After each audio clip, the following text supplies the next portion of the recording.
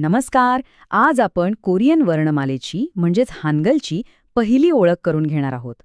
हानगल शिकण्यासाठी जे 6 मूलभूत स्वर आहेत ना, ते आज आपण समजून घेऊया. चला तर मग सुरुवात करूया.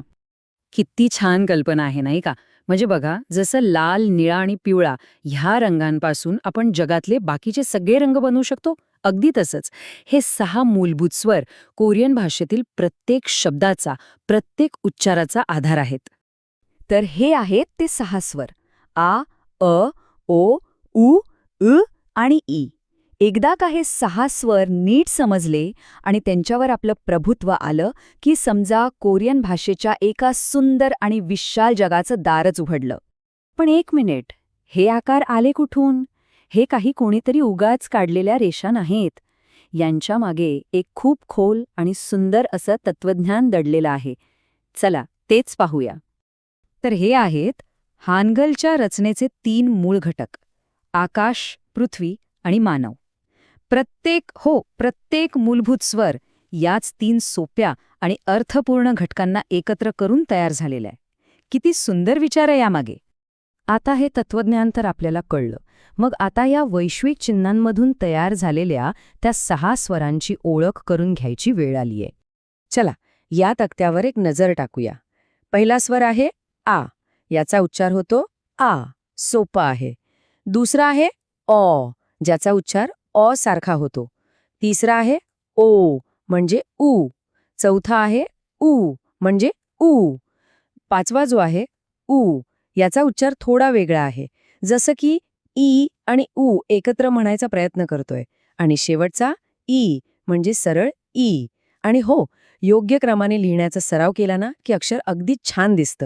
आता आपण एक सगळ्यात महत्वाचा नियम पाहणार आहोत. कोरियनमध्ये ना स्वर कधीच एकटे येत नाहीत. ते एकट्याने अक्षर बनवूच शकत नाहीत. त्यांना नेहमी एका खास साथीदाराची गरज असते. आणि तो साथीदार म्हणजे हे वर्तुळ, यंग. याला युंग असं म्हणतात.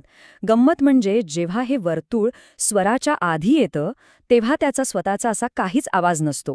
ते फक्त एक जागा भरून काढतं. आणि ते कुठे ठेवायचं हे पूर्णपणे स्वराच्या आकारावर अवलंबून असतं. हे नियम अगदी सरळ आणि सोपे आहेत.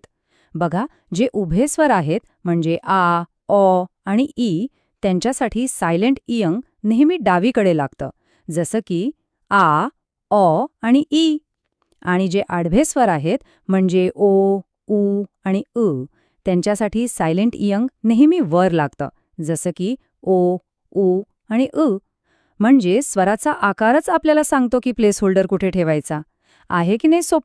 चला तर मग, आता जे काही शिकलो ते प्रत्यक्षात वापरण्याची वेळ आली आहे. आपण काही खरे कोरियन शब्द वाचणार आहोत. यामुळे आपल्याला नक्कीच छान वाटेल.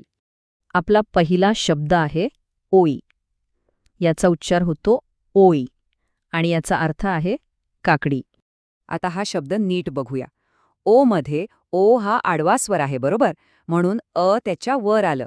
आणि ई मध्ये ई हा उभा स्वर आहे, म्हणून अ त्याच्या डावीकडे आलं. पाहिलं? एकाच शब्दात दोन्ही नियम किती स्पष्टपणे दिसतायत. आता दुसरा शब्द पाहूया. हा शब्द आहे औ. याचा उच्चार औ असा होतो आणि याचा अर्थ आहे धाकटं भावंड. याचंही विश्लेषण करून बघूया. आ मध्ये आ हा उभा स्वर असल्यामुळे ओ डावीकडे आहे आणि उ मध्ये उ हा आडवा स्वर असल्यामुळे ओ त्याच्या वर आला आहे. हे आपल्या दोन्ही प्लेस होल्डर नियमांचं आणखीन एक अगदी उत्तम उदाहरण आहे. तर मग मूलभूत कोरियन स्वर वाचण्यासाठी जे 2 सर्वात महत्त्वाचे नियम लागतात ते आता आपण शिकलोय. आपला पाया आता अगदी पक्का झालाय.